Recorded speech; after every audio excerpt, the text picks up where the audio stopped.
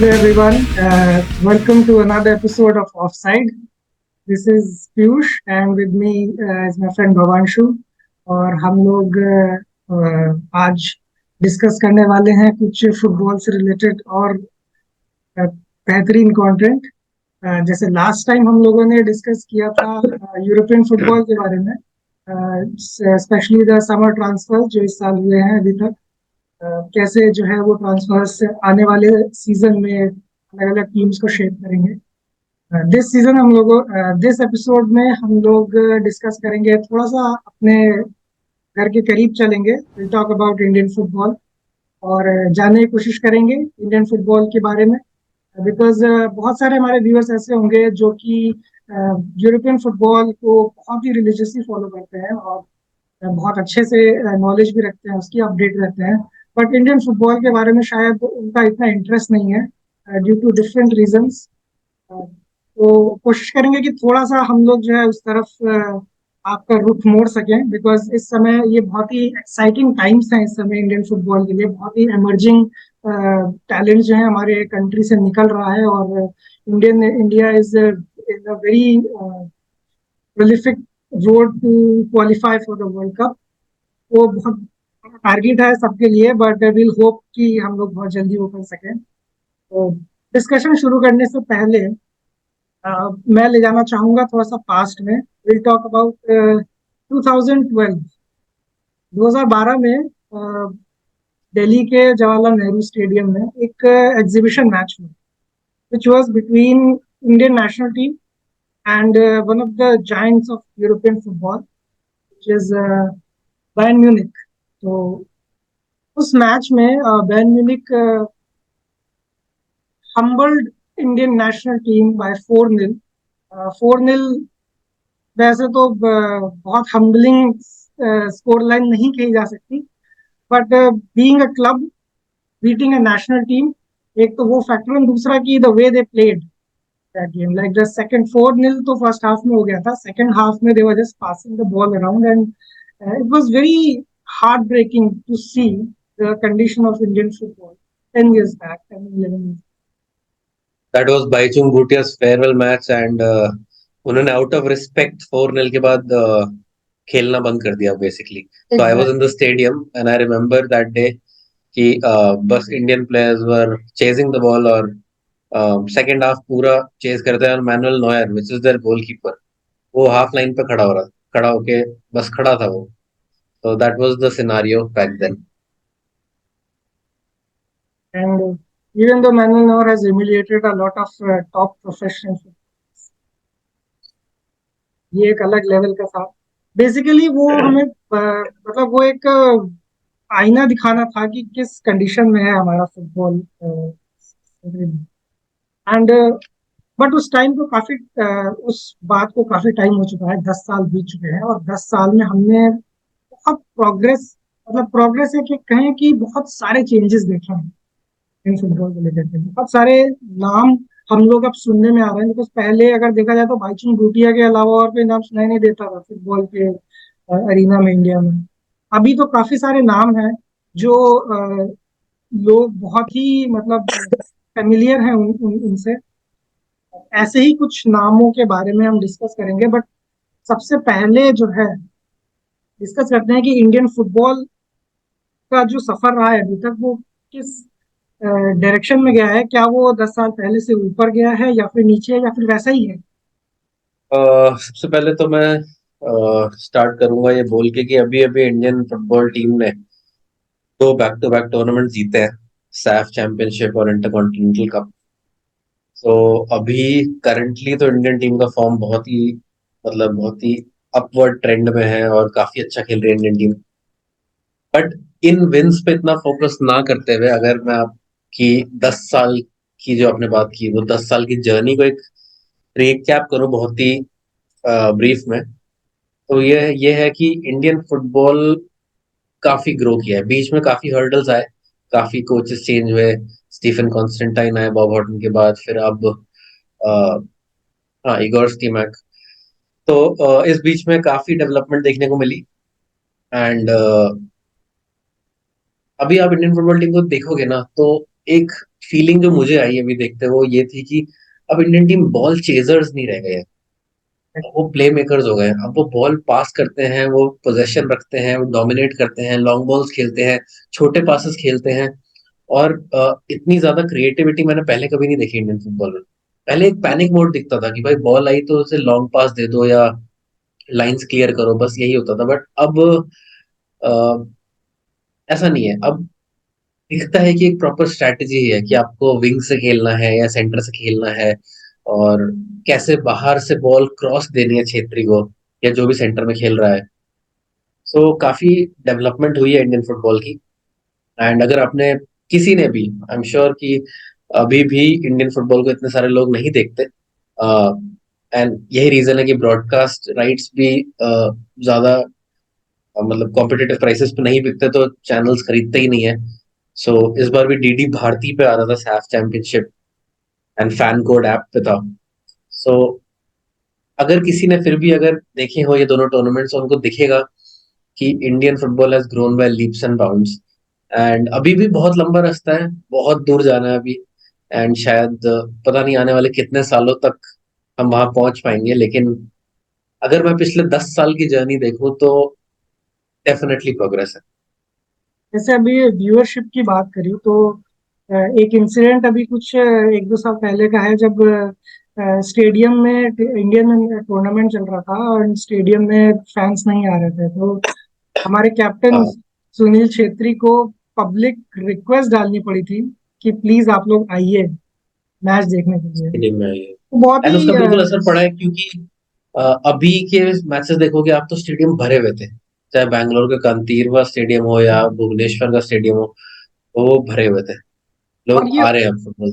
और ये बिल्कुल मतलब उस टाइम पे बहुत ही सॉरी इवेंट सा लगा था कि लाइक मतलब लोगों को बुलाने के लिए भी रिक्वेस्ट करनी पड़ रही है इवन विराट कोहली ने इस एक देश को पोस्ट डाला देखने था के लिए। इसको सपोर्ट करते हुए, क्योंकि ही हाँ, फेल्ट अशेम कि इंडियन नेशनल टीम के कैप्टन को पीपल कैप्टन को ये लोगों के करना आगे पड़ा। हाथ जोड़ना पड़ रहा है।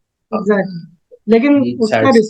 उसका रिस्पॉन्स इतना ओवरवेलमिंग था कि अगले मतलब नेक्स्ट 2 मैचेस तक इंडिया के मतलब फुल हाउस हो गया था विद इन लाइक बहुत ही कम टाइम में सारे टिकट्स हो गए।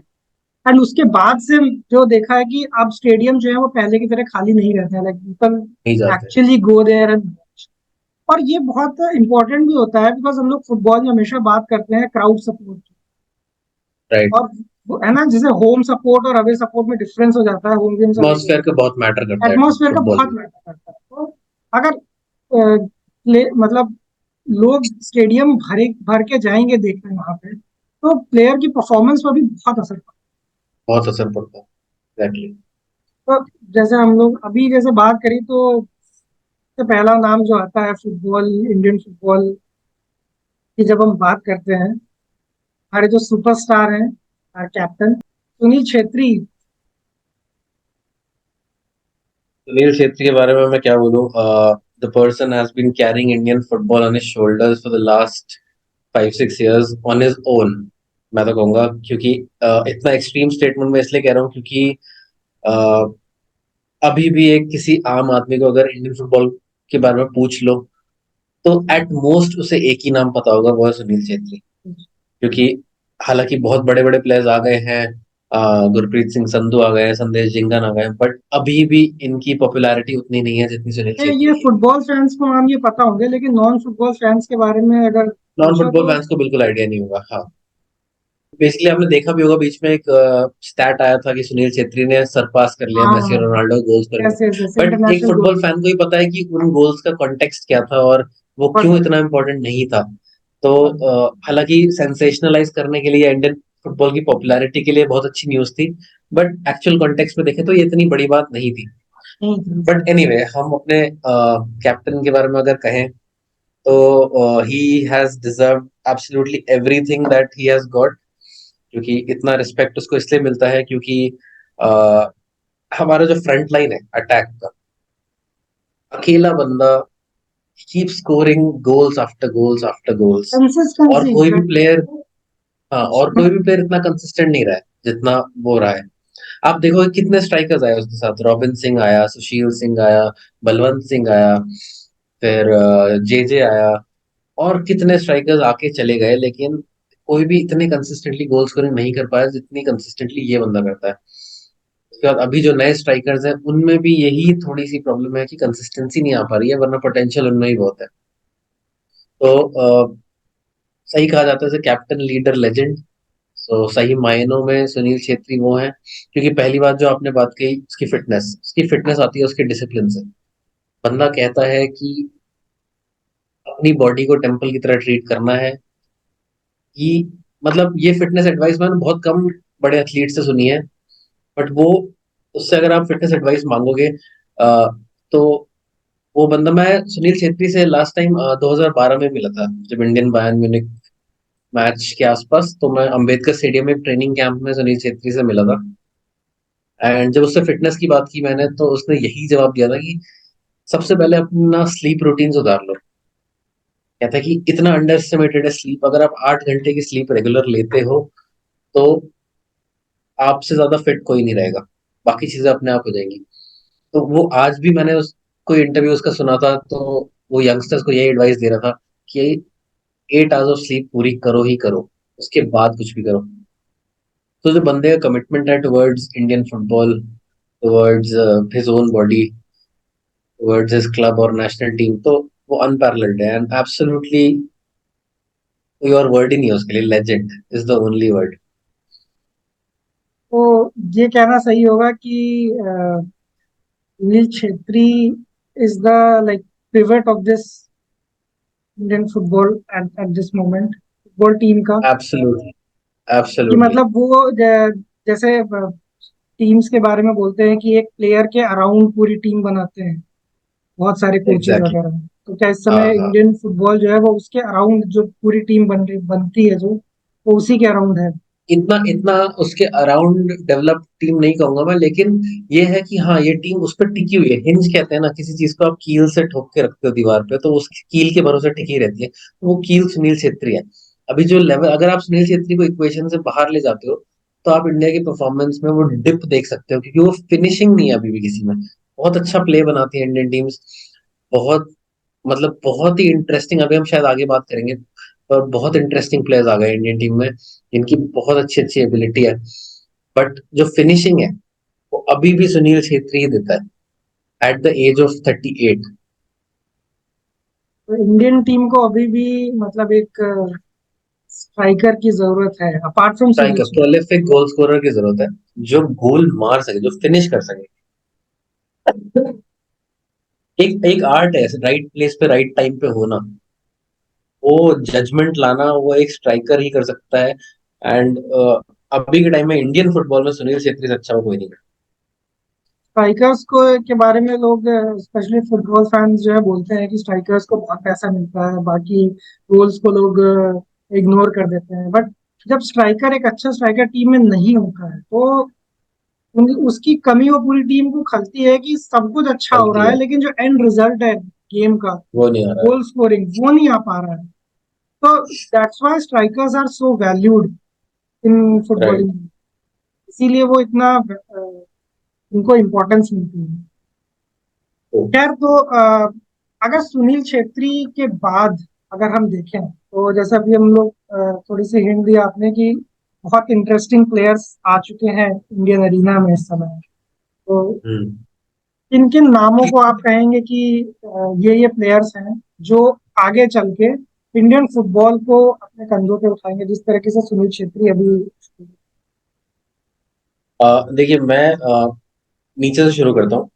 तो अभी अगर आपने पिछले 2 टूर्नामेंट जो इंडिया जीती, सैफ चैंपियनशिप और इंटरकॉन्टिनेंटल कप देखा, मैं सबसे ज्यादा इम्प्रेस जिन 2 प्लेयर्स से हुआ वो थे निखिल पुजारी और आकाश गुप्ता। आकाश गुप्ता है, आकाश मेहता है, मतलब लेफ्ट और राइट बैक जो इंडिया के फुल बैक्स।